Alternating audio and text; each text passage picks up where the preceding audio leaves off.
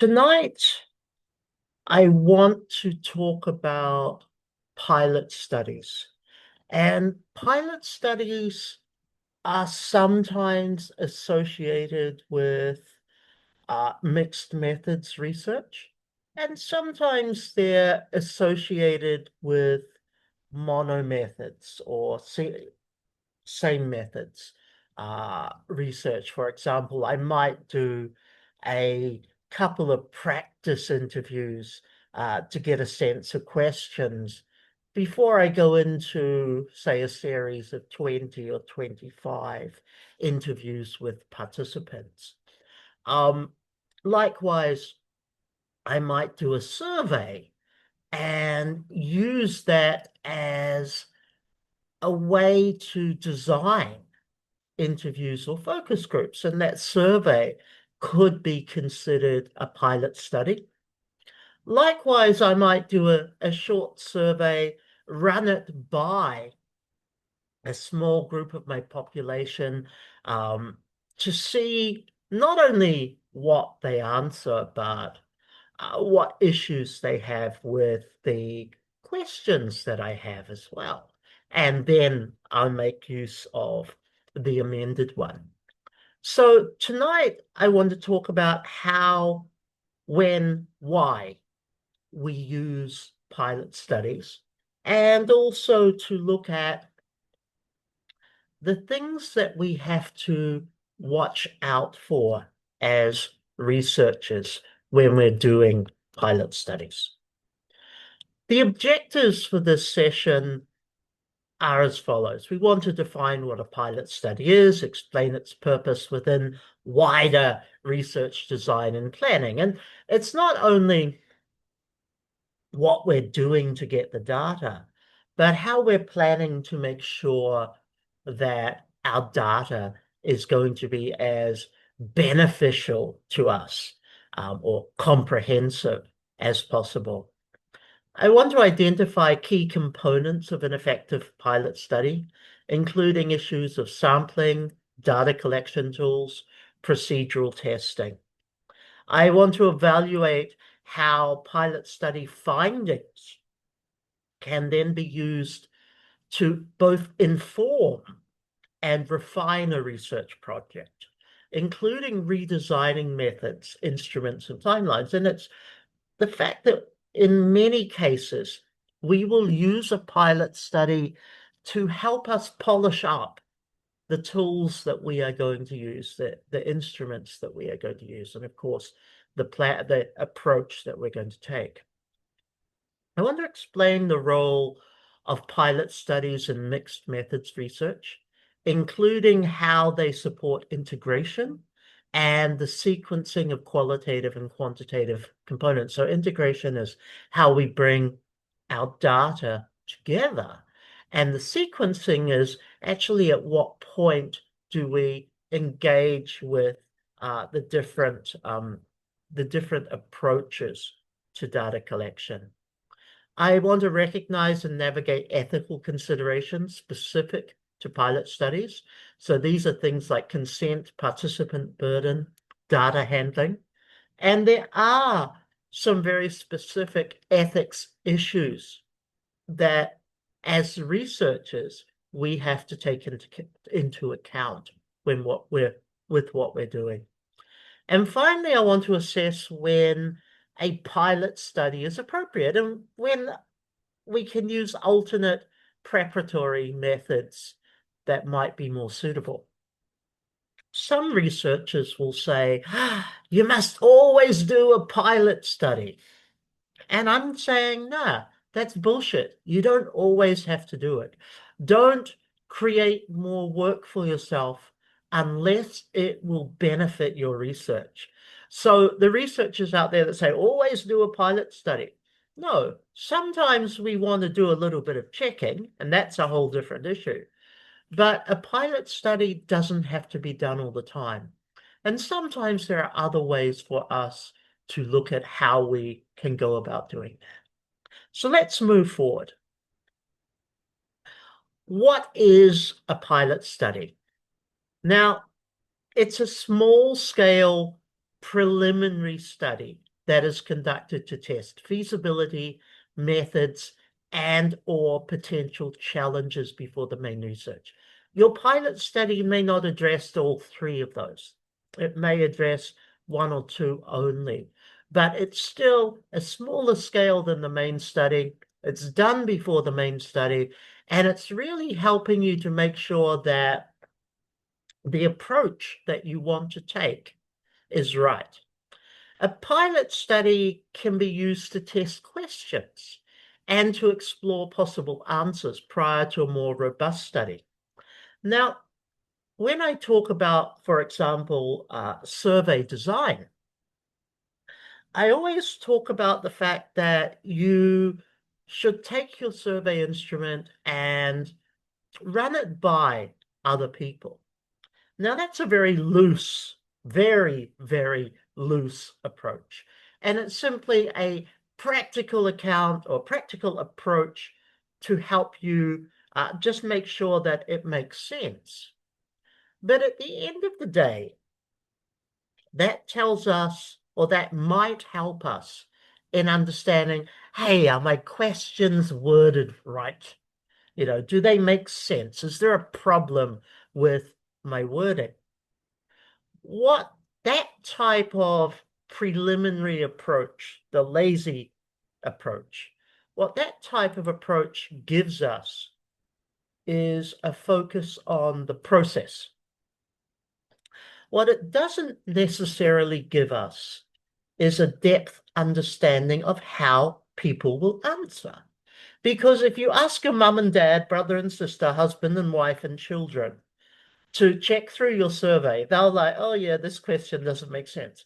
They're not a subject matter expert, i.e. they're not part of the sample that would genuinely answer that. So they can't give you, or most likely they can't give you answers.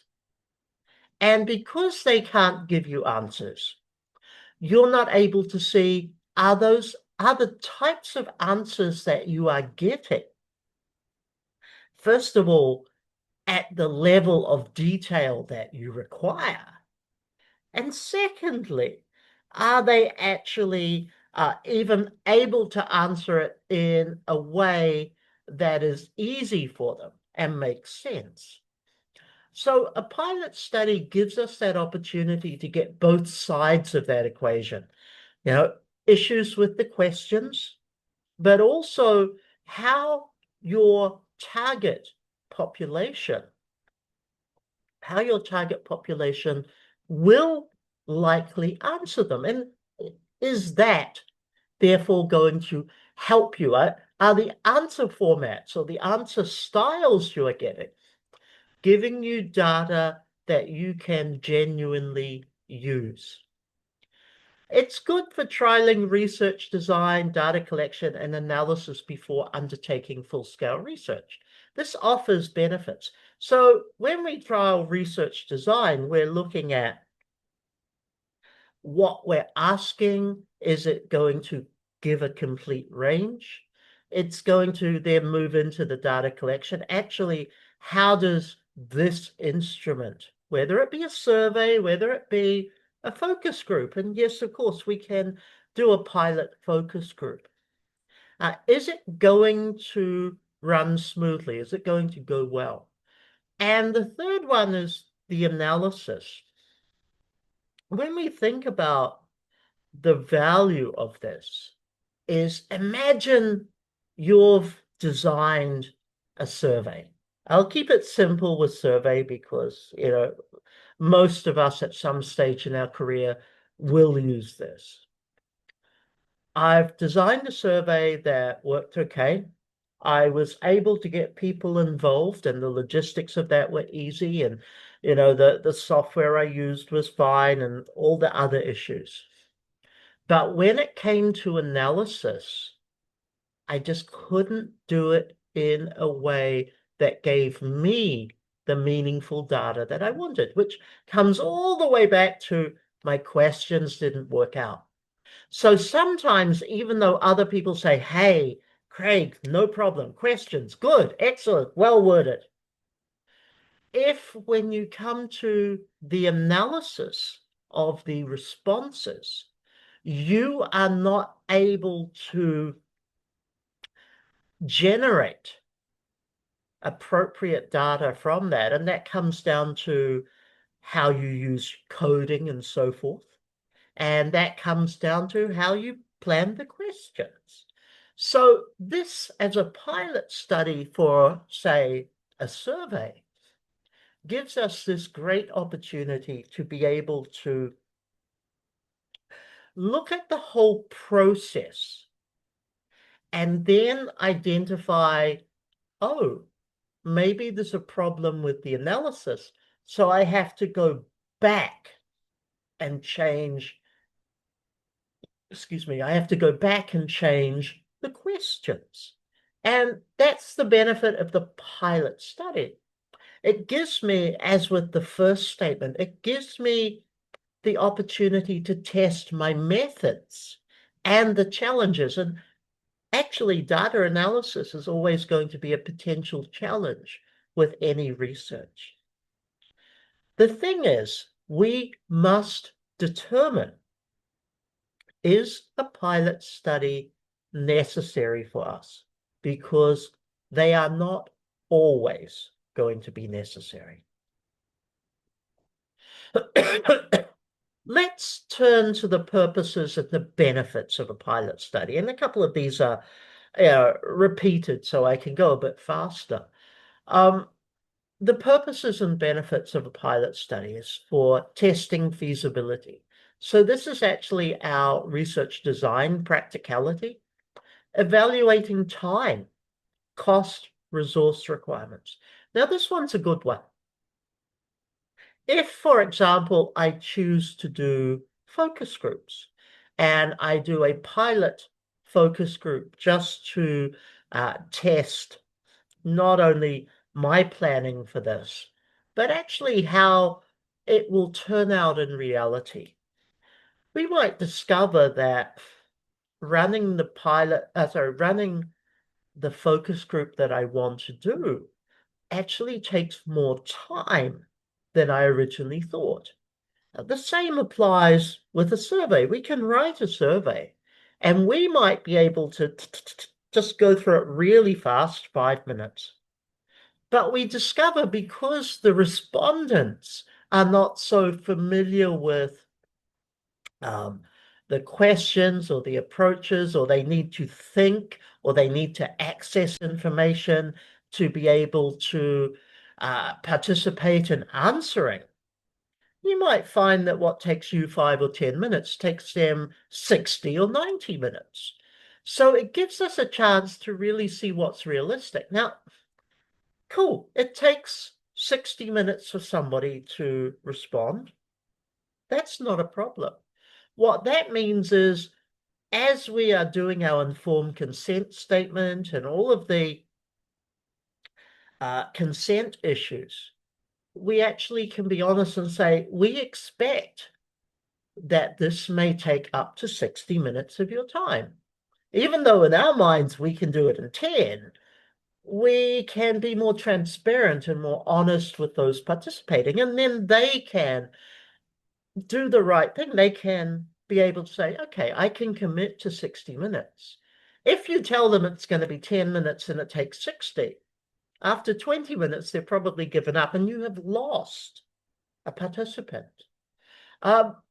We get to look at cost. Actually, how much does it cost to do this?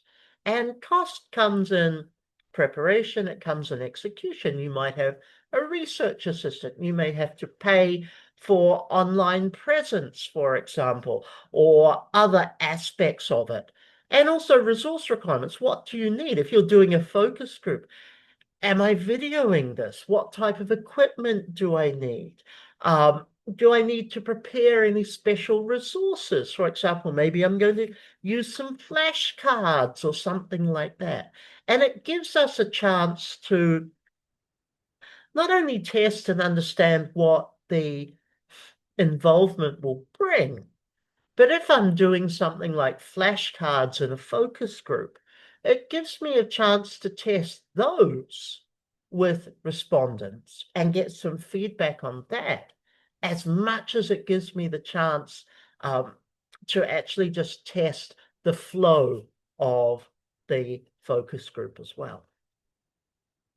It helps us in refining research design. So this gives us a chance to identify potential weaknesses or flaws, excuse me, in our study structure. Now that's important for us.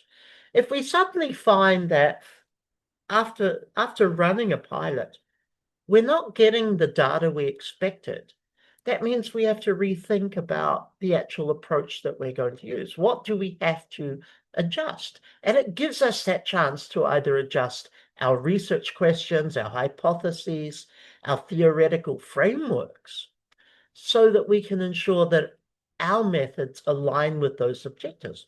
So that comes down to data collection, that comes down to data analysis. It gives us a chance to validate data collection tools. So we can test questionnaires, we can test interview guides, observation protocols. It gives us a chance to check and to ensure that there's clarity, reliability, validity of measuring tools. And also it gives us a chance to detect issues with question wordings or perhaps response bias that might come in that we haven't necessarily thought about. Now, it doesn't prove, for example, that there's a response bias, but it probably sheds some light onto something that we may have overlooked, or maybe gives us a chance to say, you know what? I think I can re-examine this and see how I'm going to work with it. Pilot studies also give us a great opportunity to train researchers and research teams. Now, yeah, we're doing our PhD, so it's us. But at the end of the day, we still may have a research assistant or a group of people to help us with our data collection. So a pilot study is a great opportunity to train them. And if it's only us, Craig all on his own doing 12 focus groups of 7 people each, it gives me a chance to practice, because I might never have done that before. And I might want to do an iteration without worrying about if I screw something up, will it screw up my data? So it's practice, and practice makes perfect. So it's a good thing for that. It helps understand and execute protocols correctly as well, making sure that, the flow of how you are collecting data is going to be best for you. It's useful in terms of, it's useful in terms of predicting and resolving practical challenges. Now, this can be things like recruitment or retention issues. How do you make sure that your participants are going to stick with you for this? Often, that one is always going to be challenging, because people dip out or bow out or leave a study. Participants leave a study for any number of reasons. It doesn't have to be you. It doesn't have to be the study. Life happens. But this gives us a chance to look at what are some of the study-related issues that may encourage somebody to drop out. So, for example, maybe I'm doing a survey, or maybe I'm doing an interview, and my first questions are age, gender, and sexual orientation. For people from conservative societies, they are more likely to feel uncomfortable about invasive questions right at the beginning. So it may simply be, oh, look, the order of the questions or the order of the approach that you take needs to change, because you need to build up a rapport, a relationship with your respondents in some format. before they're comfortable. And if you ask a whole lot of friendly questions and then some detail, and then you say age, sex, sexual orientation, right at the end, they've already understood you. They know what the scope of the research is. Plus, they've already built up a level of trust with you, which means, you know what, I can do this. I'm not invested an hour in talking to you only to then say, no, I'm not going to continue. I'll just finish it off. So it gives us this opportunity to resolve some of these smaller issues and move forward from it. It gives us a chance to assess ethical concerns. So on paper, something may look quite okay. But when you start collecting the data, when you start going through the motions, you might start suddenly realize that actually there's some other ethical issues involved. And that might be respondents oversharing, for example, or providing details about others. It may be issues about recording. It may be issues associated with your plans for data management and storage of data, because maybe the way you planned it actually is going to result in humongous electronic files, which are beyond your capability or comfort zone to be able to safely store. It also gives us a chance to test logistics. So things like travel, equipment, technology. You know, I'm going to record using my phone. My poor phone gets used way too much. My phone didn't give me a wide enough picture, or in the case of one interview that I did at one stage, I recorded the interview beautifully, but the phone was just that little bit too far away that the volume became very silent. And because it was so silent, because of that quietness, it actually became more difficult to transcribe. And that's a logistics issue associated with technology. So it gives us a chance for that. The most important one that it gives us, or at least I feel the most important one, is generating some preliminary data for adjustments. And this is by doing a proper pilot, we start to get some insights into the possible findings, what we're going to learn about. And this is both the expected findings, but also unexpected ones. You know, the questions or the discussion might veer off path. And we're going to get some other things. And we've got to determine, do I want to follow that path? Do I want to formalize that? Or do I want to develop a mechanism, a management mechanism for the data collection where I rein you in as participant and bring you back to the main topic? You know, look, sorry, Craig, this is outside of the scope for this discussion. Can we, you know, please move back to the main question? Or, you know what, Craig, this is actually really good. Let's add this as a topic or a theme that we have to be able to talk about. The pilot study can usually help us justify funding applications or ethics approvals. Now, that's more on a long-term study, maybe not so much for the doctorate, but there's applications here. A pilot study gives us some indications. Those indications can then be used to go and approach for money to help us. But more importantly, as things change, as we adapt, we may have to adjust the ethics approval that we have applied for or will apply for with our university. So some people will do a pilot study before ethics approval because they want to understand all of these issues so that when they apply for ethics approval, It's granted because it's very solid. And the pilot study helps give us that support, that sort of concrete standing for us.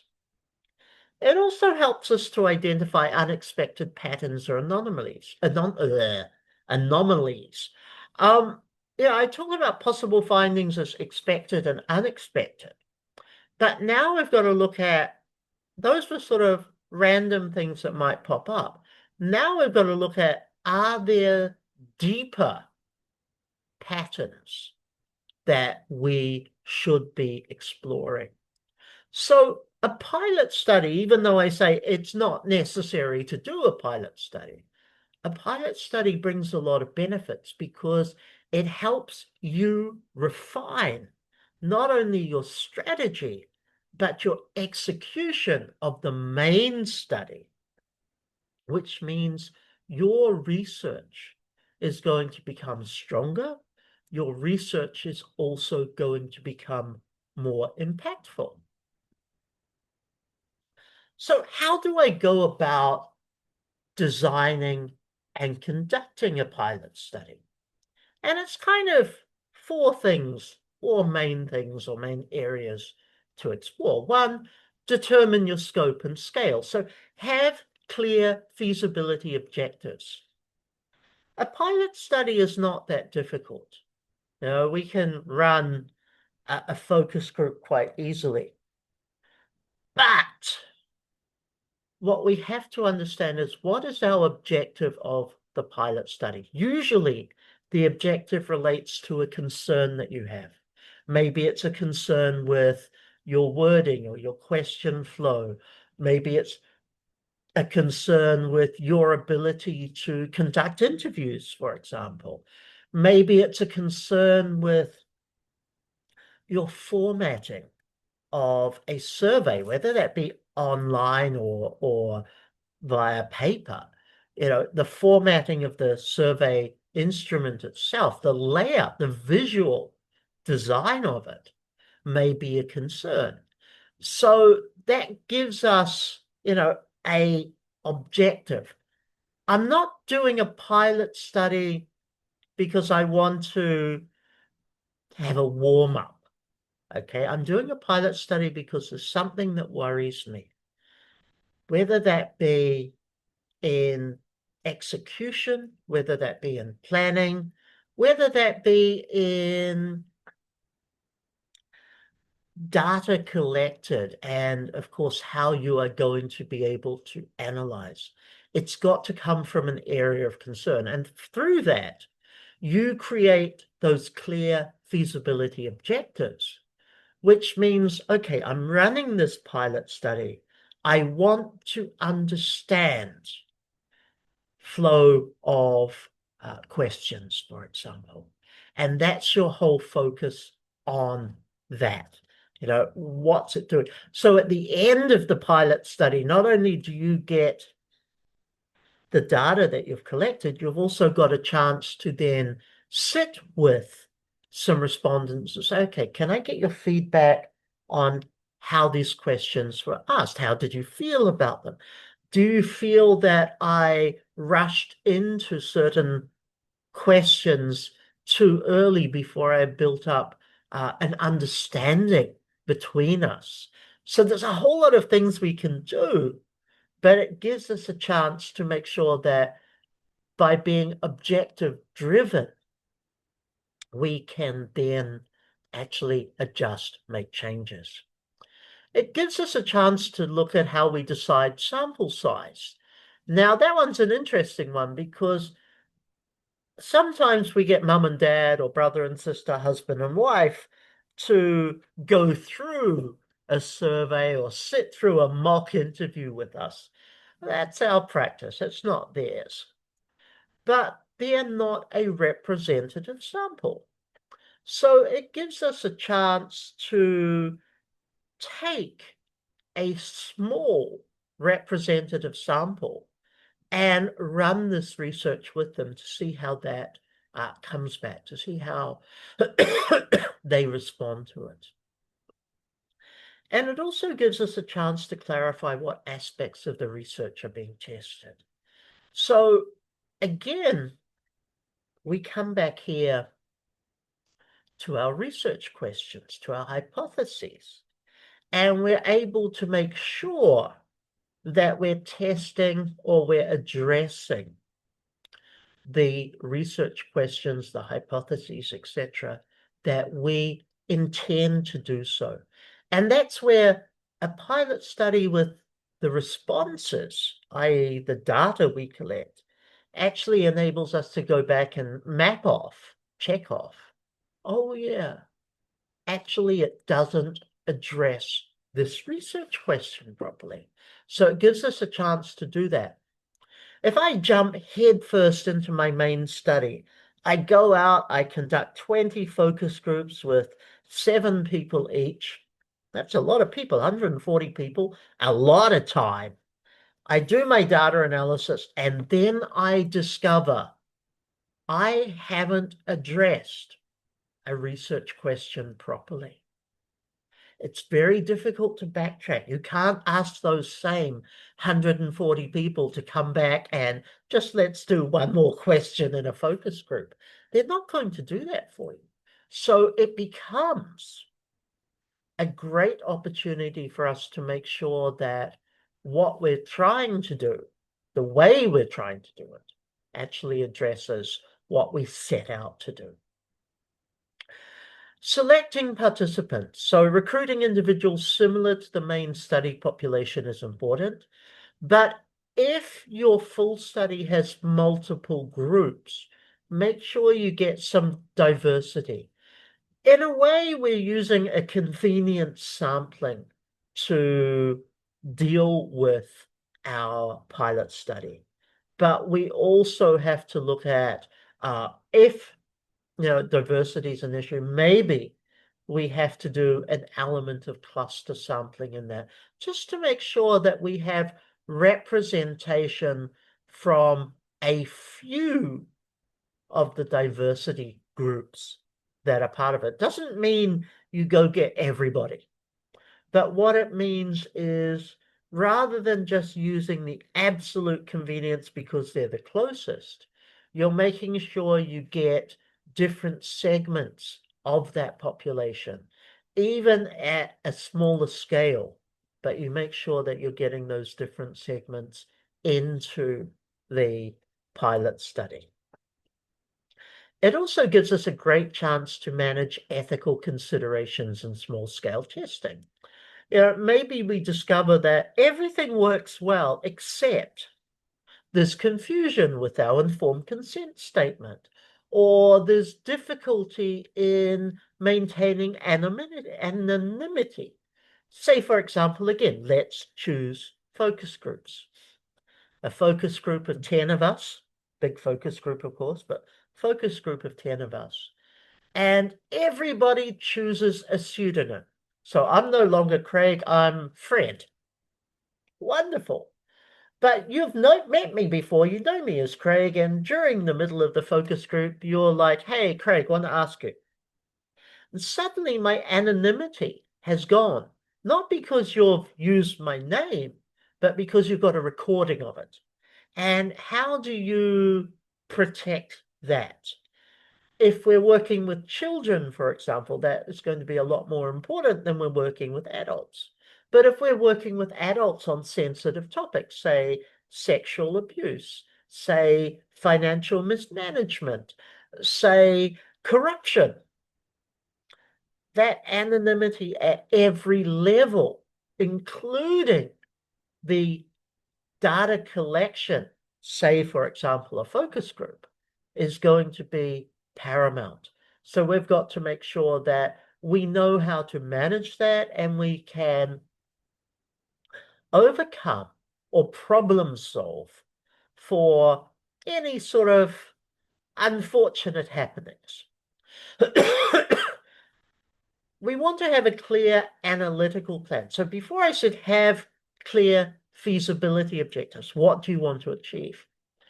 The clear analytical plan is actually about how do I analyze the pilot? It's not what do I want to achieve with it? How do I analyze it? How do I test for question clarity? How do I pilot software? How do I test my recording devices or my online platforms? So have a plan of what am I looking for in order to make sure that I'm analyzing the pilot study properly. So here's the interesting part. A lot of people say pilot studies are small and easy, but actually the level of detail that goes into the execution and the reflection, looking back at them, the reflection of the pilot study is actually not simple. That is complicated in itself. It's not just a mini study to make sure everything's okay. It's all the processes and all the thinking and the reflections that go with that, so that you as a researcher can strengthen your approach with the main study. It is, in fact, in my mind, almost the same as running a main study, even though there's some different activities involved. Now, the final one to think about is ethical considerations, and is formal consent required? The answer here is informed consent is always required in a pilot study. Ethical approval or consent from your university may not be needed for a pilot study. So there are a lot of universities which say, look, go do your pilot study, run it through, use that to get ethical approval from the internal review board and the ethics committee. Others will say, no, you must have ethics approval to run a pilot study. And it really comes down to two things. The main thing that it comes down to is what role will the pilot study play in your research?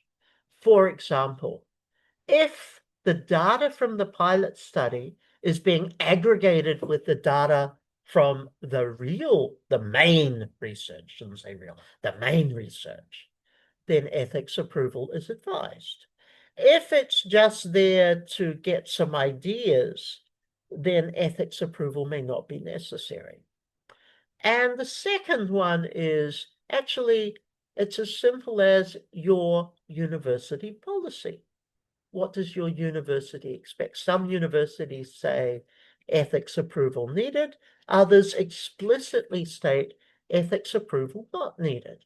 You've got to look at policy first and then determine, do I need it? So, for example, if my university says you do not need ethics approval for a pilot study, but I want to use the pilot study data and connect it or aggregate it into my main data, then the right thing to do, the ethical thing to do, would actually be to get ethics approval for the pilot study as well.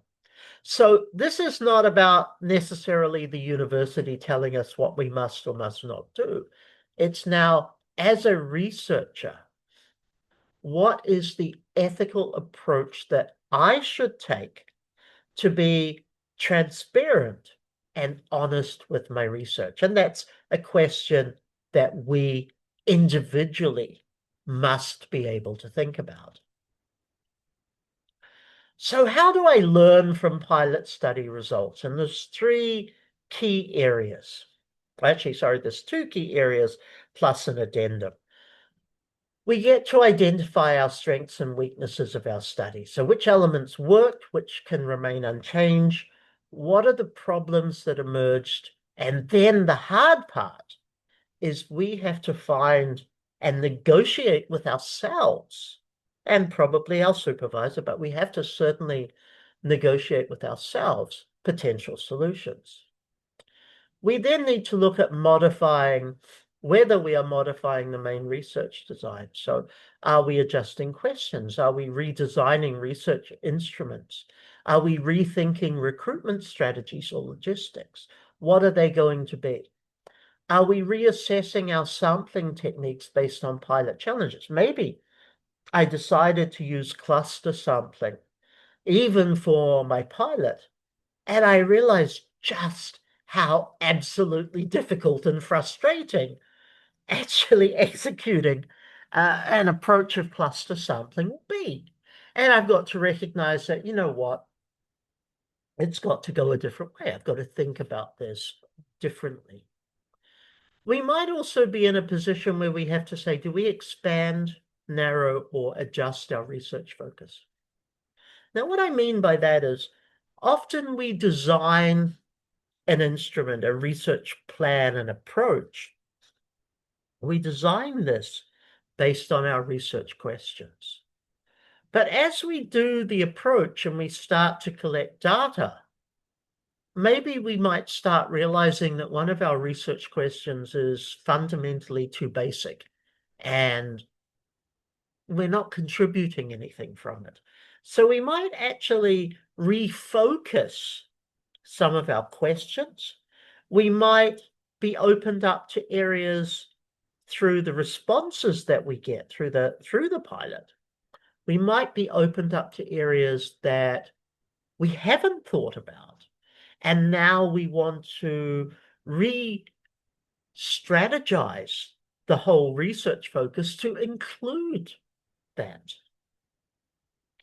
And we might also need to identify if amended ethics approvals are now required, because as we change things, whether that be our sampling, whether that be our questions or our data collection approach, or whether that be our focus, we may have to update the ethics approval that we've got to reflect those changes and to be sure that that our university is on board.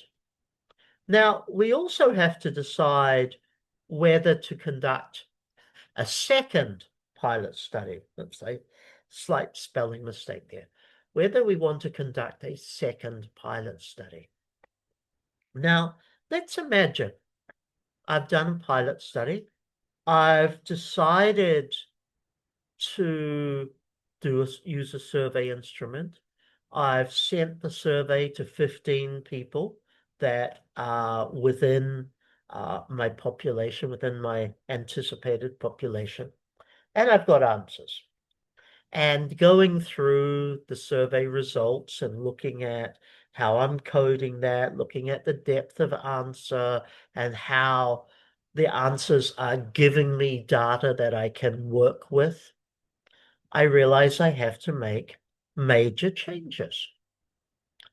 Now that's fine. I can go and make the major changes. Now I have to ask myself, now that I've made those major changes, should I do another pilot to verify, to check?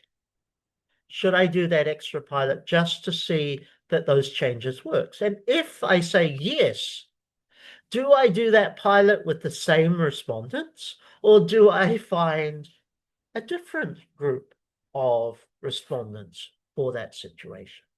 So if we are doing a major redesign, another pilot study may be necessary because we still want to make sure that we have learned from the first pilot experience, that we've enacted that, and then people within the sample, people within our population, our target population, are actually working with our research instruments in the way that we hope to.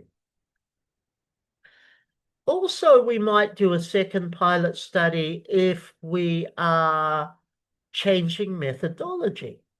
So, for example, I might have done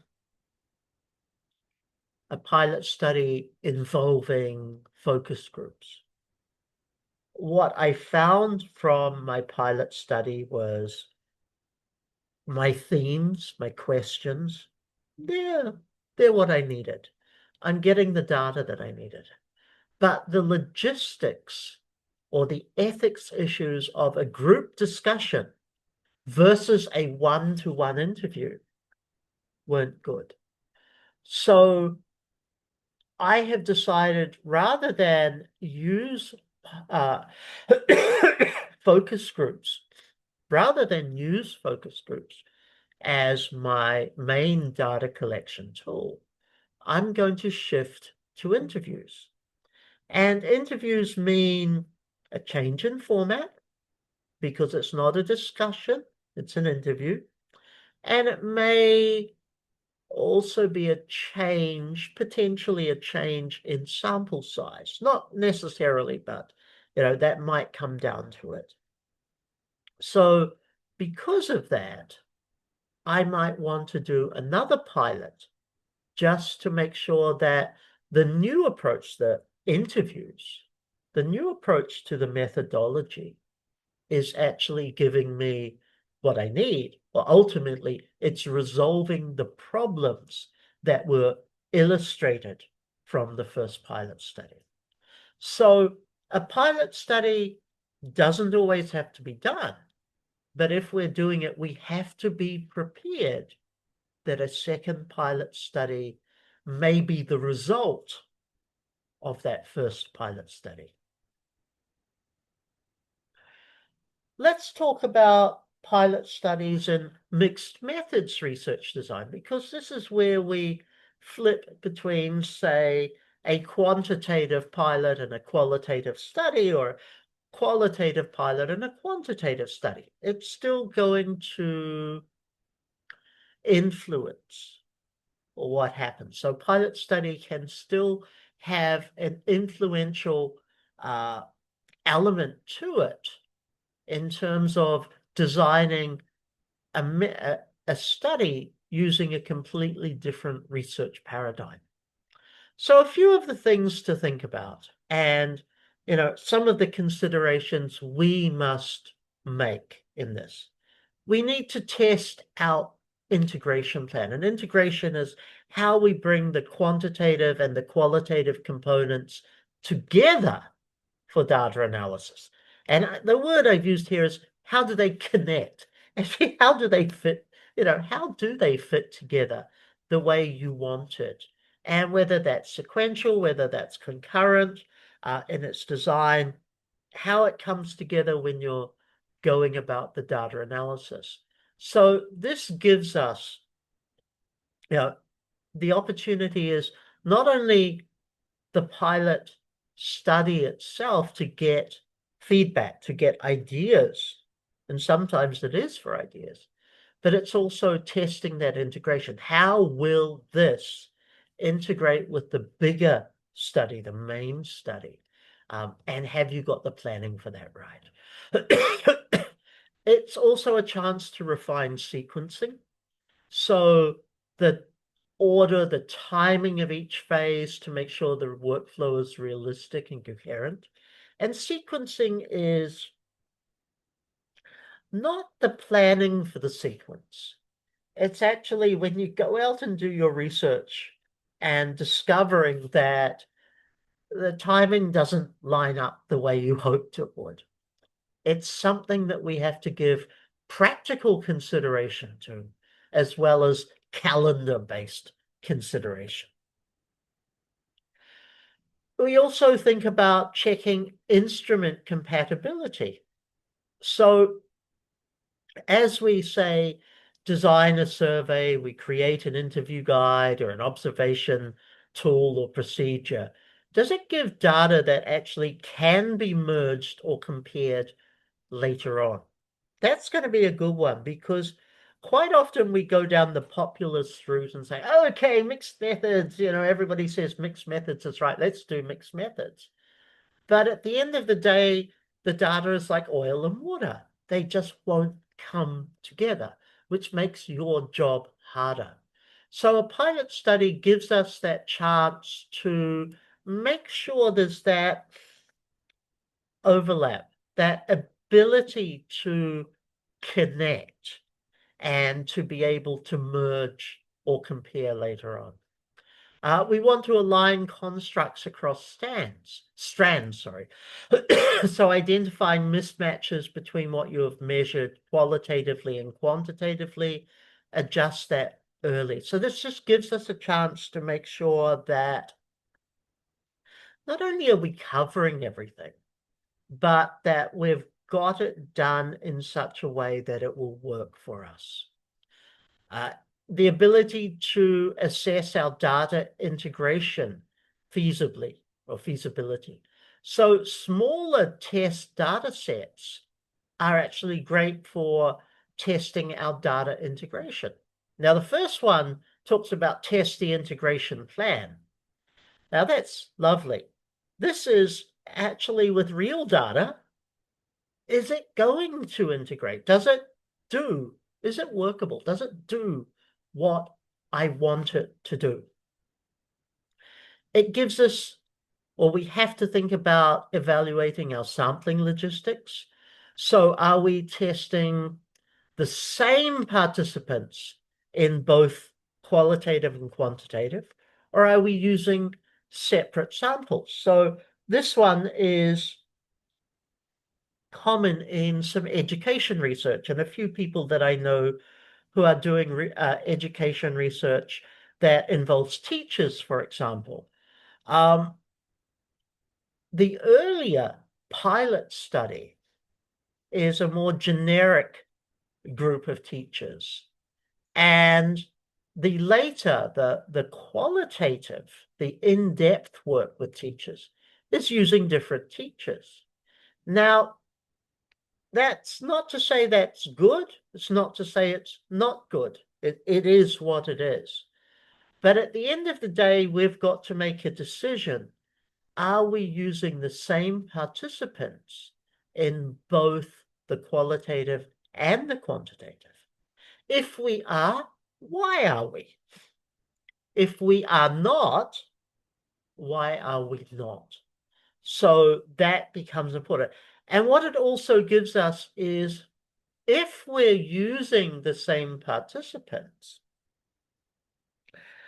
is my pilot study data going to be included only as a planning tool, or is it going to be included as a part of the main data itself? Because remember, even in a mixed methods approach, in a mixed methods design, a pilot study may be only a planning tool, and the data from that pilot study may not make it into our final data analysis. I talk as though it will, but we don't have to. It can still help us formulate the design from the different paradigm. We need to validate procedures and workflows, so spotting practical issues such as participant fatigue, sequencing bottlenecks, timing conflicts, logistical stuff, which until you do your first research, you're going to not really know what it's going to be. And to me, participant fatigue, I never think about that. I think, what, if I can run a 2 hour focus group, you guys can sit through a 2 hour focus group. But it gives us a chance to say, oh, well, actually every 30 minutes we need a coffee break. Okay, easy done. So it gives us this opportunity to reflect on that. Finally, it's trialing the analytical pathway. So a small-scale test, analyze or run small-scale tests, confirming that your mixed methods interpretation is achievable. When you've got all of your data, are you able to analyze and interpret it in a way that you can write about? So it's not only mono methods where pilot studies come in. It comes into mixed methods, and it might be a pilot study only in the quantitative side that informs and develops that, and that integrates later, or the quantitative or the qualitative, doesn't matter, might be the pilot study for the alternate paradigm as well. So here's how to decide if you need a pilot study. Assess uncertainty. So we use a pilot if we're not sure about our methods, our instruments, or our feasibility. Well, sometimes we might use it if we're not sure about ourselves as well. It is a good testing ground and training ground for ourselves as researchers. Are we using new or adapted tools? So if we're designing our own surveys, interview guides, procedures, a pilot's a good idea. If we're, say, for example, adapting somebody else's survey, a well-known, very popular survey, maybe we don't need a pilot study because it's already been validated through different formats, either through experts or through actual multiple use in the field. Let's think about complex designs. Pilot studies benefit mixed methods. They benefit multi-step processes, sensitive topics, multi-site studies. The more complex your research design is, maybe if you're more than 2 or 3 phases in your research, the more complex that design is, the more beneficial a pilot study approach can be to make sure you've got everything lined up really well. You might use a pilot study if you're having recruitment challenges or doubts about recruitment. And that's really about, can you realistically access or engage with the intended participants? And if you can't, a pilot study gives you a chance not only to run a test, but it also gives you a chance to talk with participants about how can you better approach them? How can you best approach them to get their involvement, to get their participation? Clear purpose required is, look, only do a pilot study if you can identify immediately how it will help you. There's no point doing a pilot study because it sounds fun and you get to add another 10 pages to your dissertation. A pilot study is there to help you as the researcher. So what's most important from that is, if I'm going to get a genuine benefit from the pilot study, then do it. If I'm doing it because it looks nice, but it doesn't contribute anything to my ability to do this research, then it's a waste of time. The next one is a good one. Don't do a pilot if it adds burden or unnecessary risk to your participants. Now, this is an ethical issue, but at the end of the day, if the pilot study is going to add too much burden or exposure risk to your participants, think about alternatives. Don't do the pilot study. This can also work on a slightly different scale. I had a collaborator who was doing research with high net worth individuals, wealthy entrepreneurs, very wealthy entrepreneurs. And their time is incredibly limited. They're willing to do a quick interview or something like that. But if you ask them to spend more time, they will pull out of the study. So even the main study, the instruments used had to be very refined to get specific information that could not be obtained elsewhere. So we've got to think about not only the burden and, in terms of what I need to do, but how much time it will take in relation to what your participant can reasonably offer you, not even expected to offer, but what they can reasonably offer you. Think about a different scenario. Let's assume we're researching kindergarten children. Kindergarten children probably have a attention span of about 3 minutes. So making them sit down for half an hour and do the same thing over and over and over again will bore them, and they will lose it. Now, their parents may have said, "Okay, you can do this with my kids, not a problem." But if at the end of the day your participant becomes uncooperative because of the procedure, you really don't want a pilot study to get them more anti or against what you're doing. Okay, we move on to the boring one, which is institutional expectations. So some programs encourage pilots, other leaves it as optional. Ask around your university. If every single cohort mate of yours is doing a pilot study because everybody in your university faculty says pilot studies are great, do a pilot study, just make them happy. When you're publishing, though, maybe you don't need it. Alternatives do exist.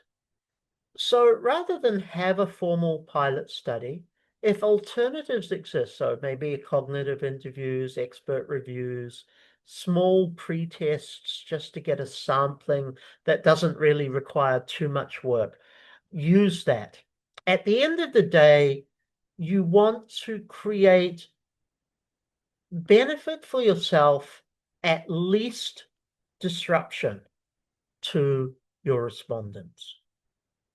And the guiding question that you have to ask yourself, and this will determine in a realistic scenario whether you do a pilot or not, will a pilot reduce enough uncertainty to justify the time and ethics effort? And what that simply means is the benefit of doing the pilot for me as a researcher worth the time taken to do it? Or should I just go straight on to my research as it is? Let's look at when not to conduct a pilot study. So if we're using well-established methods, they don't require testing. If the study is too small to justify a pilot, maybe I'm interviewing 10 people, 20 people. I worked with a doctoral candidate last year. She's doing a doctorate in entrepreneurship, looking at female technology entrepreneurs. Great piece of work. She did interviews with 20 people only. In fact, actually 19 of the interviews made it through to the final dissertation. The study itself was too small to justify a pilot. What can you possibly do that will make enough of a change? Because the pilot itself would have taken a significant amount of time in relation to that. So, if your study is small, your intended sample is small, pilots aren't going to necessarily help. That's where we look at some of the alternative things that we can do. Don't do a pilot if you have limited funding or time constraints. So if you're planning to graduate on time within 3 years, a pilot may push you a little bit beyond that. So just have a think about that. Time constraint is not only our time constraint, it's time constraints on our participants, or maybe a time constraint on the nature of the topic. So for example, I'm doing some research on AI and supervision. If I do a pilot study now and that pilot study takes me 3 months, and then I start my main data collection 4 months down the track, because I've got to reflect on it and I'm slow at things, the AI landscape has changed. And the relationship between the pilot data and the actual research data may have changed because the technology I am researching about has changed phenomenally within that period of time as well. So it's not only my time constraints, it's actually time constraints of the world itself, things that are changing, things that are happening, what other people can contribute, and the need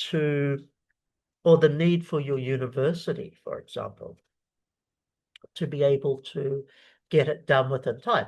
Maybe we're doing research on education, and let's take primary school education as an example. Primary schools do not operate 365 days a year. They have term times, they have breaks. We've got to fit our research into term time. We can't ask a school to change its timetable to suit us. We've got to adjust our research plan to make sure we can fit neatly into their term time. We can't do half of our research this year and half of our research next year because classes may have changed, teachers may have changed, students may have changed. We've got to fit it into a neat, realistic package. So if we have constraints like that, a pilot study will only add to our frustration. So don't do it. The last point about when not to conduct a pilot study is if the pilot study itself, the results from that could bias future participant responses. So maybe my discussions through a pilot are actually going to influence the types of responses others give. Maybe it's a close-knit sample community. They talk, they share. So it could actually spoil the pot to some extent. It can actually bias the future responses. Okay, there are limitations with pilot studies. Now, this isn't to say they aren't bad, but these are the limitations that pilot studies give us. And again, we've got to decide, is it worth it given these limitations as they apply to my research? So we have generalizability issues. So because pilot studies are small, convenience-based, there are sort of limiting representativeness.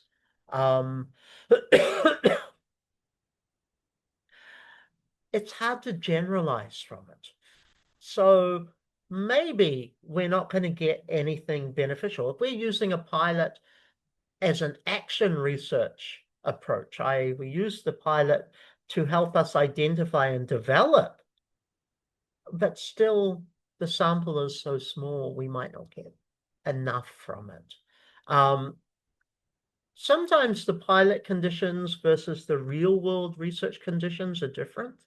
Therefore, it makes it difficult to combine the data collected from both. So it sort of becomes almost an unnecessary or irrelevant action to do. So think about, what are we creating from the pilot and how well does that link to the overall approach that we want? We can have resource constraints, so that's time, funding, effort. It's not always going to be available. Again, the time taken to do a pilot study can be a great investment, but it can also be a lot of time if you're on limited time. The bigger limitation becomes a risk of delaying your main study if you have to make a lot of modifications. So a pilot study can help us become much stronger as a researcher, but it can also add 6 months or a year to our doctoral journey because we've had to go back and revise so many things. So you've got to weigh up and this is a conversation only you can have with yourself, but you've got to weigh up the benefits of the pilot study against the costs. But you've also got to weigh up, are the improvements going to make a significant impact for you? And in reality, it's throwing a dice, because if we knew what was wrong, we would fix it first. If we're doing a pilot study to identify what's wrong, we're basically throwing a dice and seeing where it lands. There's also a risk of overconfidence with a pilot study. So even if we have a successful pilot study, it doesn't mean our main study will work. So our pilot study may come back well, everything will work out perfectly fine. But for some reason, when we execute the main study, it didn't work out the same way. That's the same. I ask one of you a question, it may go great. The rest of you, I ask the same question. There's dead silence, there's wrong answers, there's, off the beaten track answers. It's always going to be a possibility. So we have to, think about that. And because of the very, very tiny sample size that is involved with a pilot, it may not replicate fully in a larger scale study. The representation, the proportionality is, of course, potentially very different. So it may not be able to be replicated. Now, those are limitations. I'm not saying limitations mean we shouldn't do a pilot study. What I'm saying is we must be aware of the limitations and then reflect on how those limitations will apply to our research so that we can make an informed decision as to whether a pilot study is a good idea for us or not. So, can I include my pilot results in my main sample? And this is a good one. Yes and no. Actually, both answers are correct. So I'm going to start with yes, and then going to go into no, but you can think about this. I can merge my data together with my main study when no substantive changes were made to instruments, when participants were informed. So if you intend to use pilot data as part of your main data for the whole dissertation, make sure your informed consent with your participants highlights that. Okay, that's very important that you highlight that. When measurement properties are consistent, so the responses are equivalent to what you are going to collect in the main study, yes, you can merge them together. When the sample is appropriate, when the pilot participants meet the same inclusion criteria, we're taking from the same population, we're using the same sample criterion, we can get it both together. Then yes, of course, we can actually use the data together. And finally, when our ethics approval covers this. Now, here's the important part. If you do a pilot study without ethics approval, and then you want to merge the data, you have to update your ethics approval to permit that.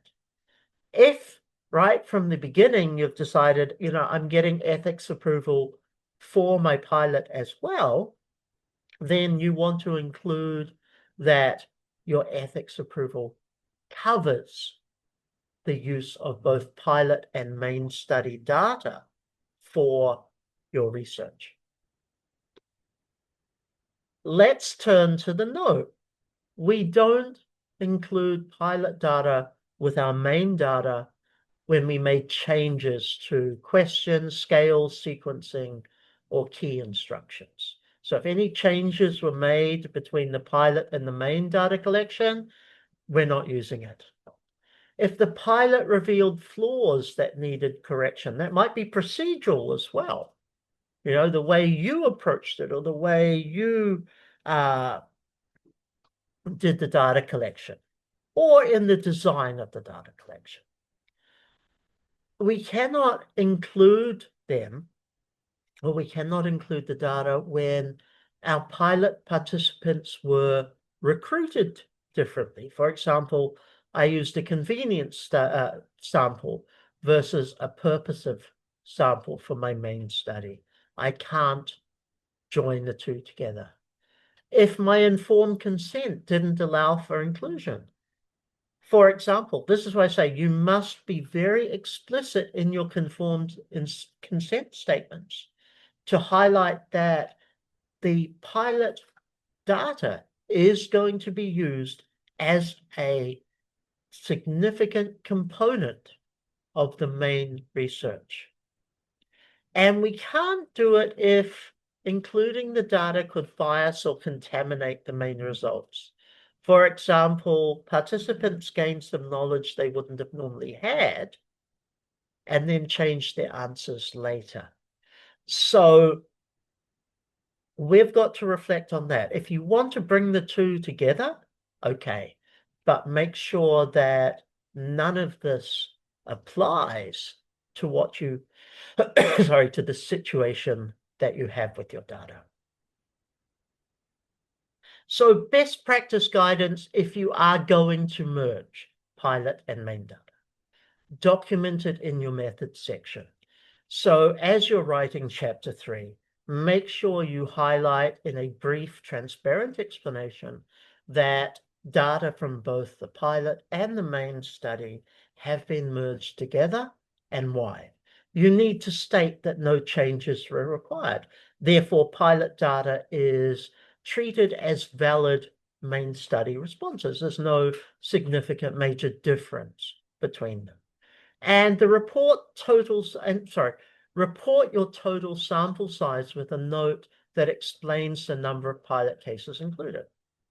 Sample size was 214, 17 of which were pilot. That's very simple. That is transparency. As an examiner, as a supervisor, I get to see how you did it. I get to see why you did it. I get to understand the proportions, etc. All good. That's what's important, that transparency. Now let's take a look at ethics in pilot studies, because this one's quite, excuse me, this one's quite important for us. Informed consent is still required. Even if you don't need ethics committee approval to do a pilot, you still must have informed consent, and you must keep a record, or you must keep a copy on record. You need to be transparent about expected changes. So, things may be revised. The ethics part is being very clear about how something was developed, how something evolved, how something changed. We want to minimize participant burden. So just as I talked about, it's about not taking too much time. It's about not offering or not enabling or facilitating unnecessary exposure. You need to clarify how the pilot data will be used. So if you're doing pilot research and I'm your participant, you need to specify to me both, informed consent statements, how my data is going to be used, how my contribution is going to be used. But additionally, in your write-up, in your dissertation itself, you need to specify how pilot data is used versus how main data is going to be used as well. Use careful recruitment. And here, the advice is, look, avoid vulnerable groups unless it's essential for the study. So when we do a small sample size, it's very easy to, for whatever reason, it's very easy to get our vulnerable groups rather than sort of a mainstream participants involved.